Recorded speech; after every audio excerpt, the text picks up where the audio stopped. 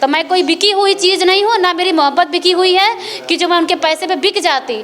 पैसे पे वो लड़की बिकती है 1 घंटे और 1 नाइट वाली। मैं उनकी पत्नी हूँ, बिकने वाली नहीं हूँ कि मैं सुल्तानपुर से आई हूँ अपने पति के लिए। मेरे पति का फ़ोन 10 दिनों से बंद बता रहा है, स्विच ऑफ बता रहा है और उनसे मेरी कोई भेंट मुलाकात नहीं है, कोई बातचीत नहीं है। इसलिए मैं बहुत परेशान होकर, बहुत पीड़ित होकर मैं आई हुई हूँ गाजीपुर ज़िला कासमाबाद में। सुल्तानपुर से शादी आपकी कासमाबाद में कैसे हुई? मेरी सुल्तानपुर में से कासमाबाद में शादी नहीं हुई थी, मेरी शादी लखनऊ में हुई थी। मेरा प्रेम विवाह हुआ है। हम लोग साथ में काम करते थे और काम करने के दौरान आपस में हम लोग का प्रेम हुआ सन 2020 में। कहाँ काम करते थे, किस जगह काम? हम लोग जो है लखनऊ में काम करते थे और लखनऊ में काम करते करते के दौरान में प्रेम हुआ। प्रेम के दौरान जो है इतना ज़्यादा प्रेम हो गया कि संबंध बनने लगा और संबंध बनते बनते और जो है प्रेग्नेंट मैं हो गई। प्रेग्नेंट होने के बावजूद में एक मतलब शादी तक हमने बात रखा, तो हम लोग की शादी मंदिर में हुई, गायत्री मंदिर में सुल्तानपुर। हम लोग शादी मतलब आपस में कर लिए और शादी करके हम इनके घर पे आए अपने पति के साथ में। और हम इनके पापा से बोले कि जो है मैम शादी कर लिए हैं पापा, तो ये बोले कि शादी कर लियो, ठीक है ले जाओ उसको यहाँ से और मैं आज के बाद जान लूँगा कि मेरे 2 ही बेटा, 1 बेटा नहीं है। आप लेके जाओ, जैसे जीवन व्यतीत करना है वैसे जीवन व्यतीत करो। कब शादी किए थे आप? 2020 में। 2020 में आप शादी करते थे, उससे पहले आप लोग कंपनी में काम करते थे? जी। कौन सी कंपनी? बंधन बैंक था। बंधन बैंक में आप एक दोनों साथ में काम करते थे। उसके बाद प्रेम होता है, फिर 2020 में आप लोग शादी करते हैं। जी। क्या उससे बच्चा भी है? हाँ, एक लड़का है मेरा 4 साल का, उनसे एक मेरा बच्चा है 4 साल का, मेरा लड़का है एक। मेरे कोख से जन्म लिया, उनका बेटा है। अच्छा, उनका बच्चा 4 साल का बच्चा है। बच्चा कहाँ है? बच्चा मैं रखी हूँ, इसलिए रखी हूँ कि देख लीजिए मैं 4-5 दिन से न खाई हूँ, न पी हूँ, न मुझे सोने का स्थान है, बैठने का स्थान है। मैं थाना चौकी दौड़ रही हूँ, तो मैं अपने बच्चे को कहाँ लेके दौड़ूंगी? मैं तो है साथ में? हाँ बिल्कुल बिल्कुल, मैं जब चाहूँ तो अपने बच्चे को ले सकती हूँ। हाँ साथी बच्चा है? हाँ, मेरे साथी बच्चा है। आपका बच्चा? बिल्कुल पता है। पता कैसे नहीं, उन्होंने नाम रखा है मेरे बेटे का, उन्होंने ये नाम रखा है मौसम। और मेरे बच्चे को भली बाती खर्चा पानी जिस तरीके बाप का प्यार उस तरीके से उन्होंने दिया है। और क्यों नहीं उनको पता है, बिल्कुल पता है। शादी के बाद आप कितने दिनों तक आप लोग साथ रहे? शादी के बाद 5 साल। शादी के बाद 5 साल एक साथ रहे। कब से जो है कि ये लगने लगा कि आपके हस्बैंड दूर हो गए? और जो है मेरे हस्बैंड, मुझे 2 महीनों से लगने लगा कि जैसे इनके साथ किसी का और भी रिश्ता बनने लगा है, इसलिए कि वो मुझसे अलग अलग मोबाइल से बात करना स्टार्ट कर दिए, दूरी बना के। और रात में 12-12 बजे रात को बेटिंग चलने लगा है। और मुझे इससे और लगने लगा है कि मुझसे छुप छुपा के बात करने लगे हैं। झूठा कसम, झूठा वादा, ये सब शुरू कर दिए। जो इंसान कभी झूठ नहीं बोलता था, वो इंसान मिनट मिनट पे झूठ बोल रहा है।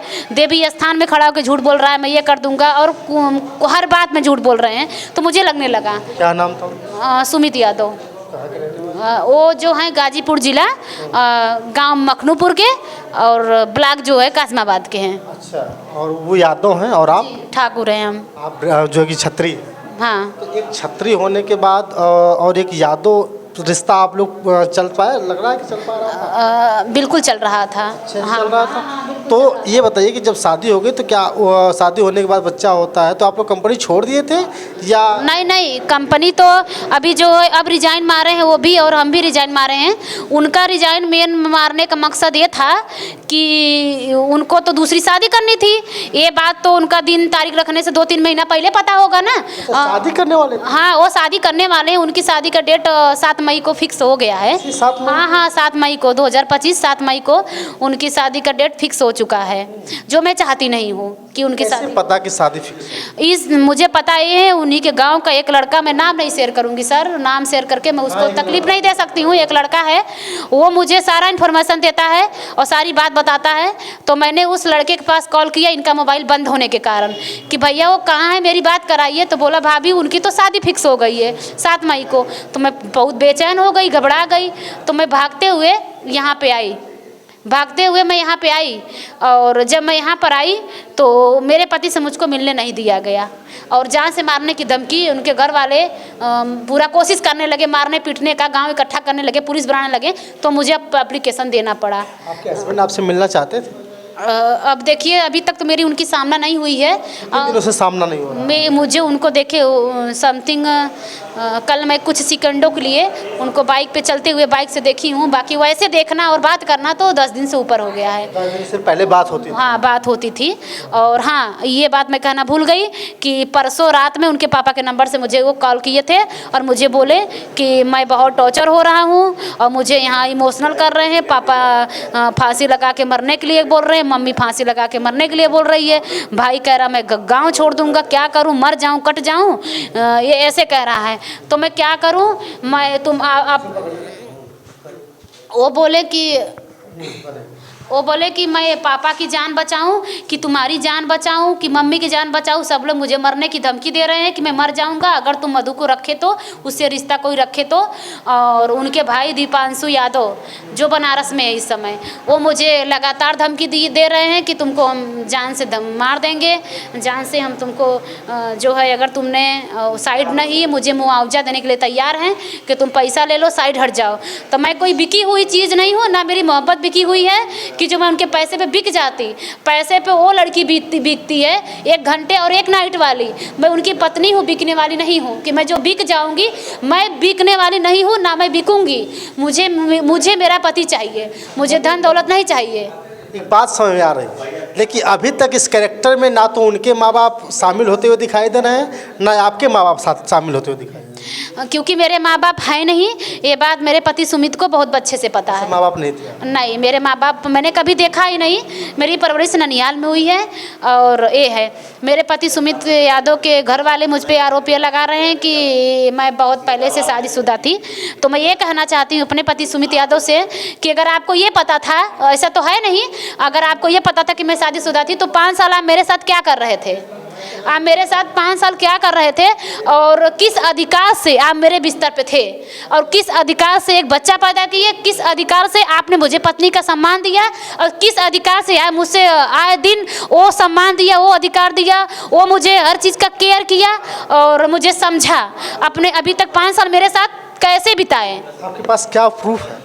मेरे पास प्रूफ बहुत कुछ है सर, और मैं दे भी सकती हूँ।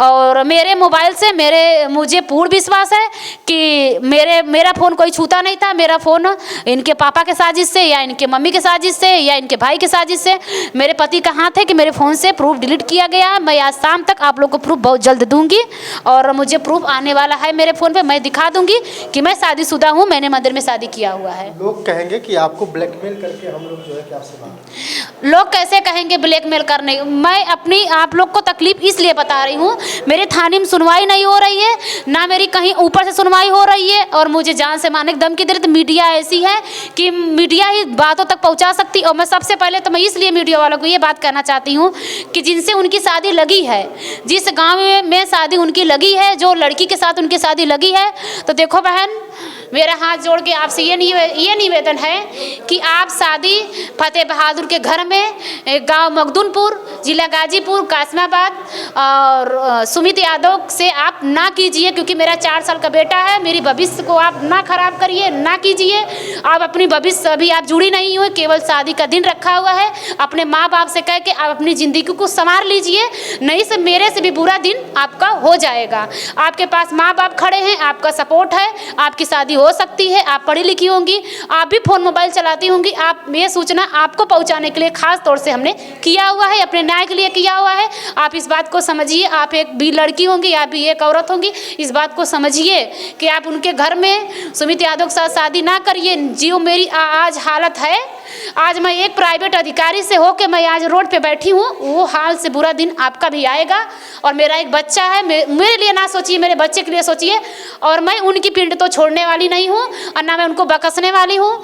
मुझे योगी के पास जाना पड़े या मुझे विधानसभा जाना पड़े, मुझे डीएम के पास जाना पड़े, डीआईजी के पास जाना पड़े, मुझे भी सब सपोर्ट करने वाले लोग हो चुके हैं। अगर आपके पास अभी भी इज्जत है, अभी आपका समय है, 7 मई अभी 2 महीना है, आप बहन अपनी शादी इनके घर में तोड़ दीजिए।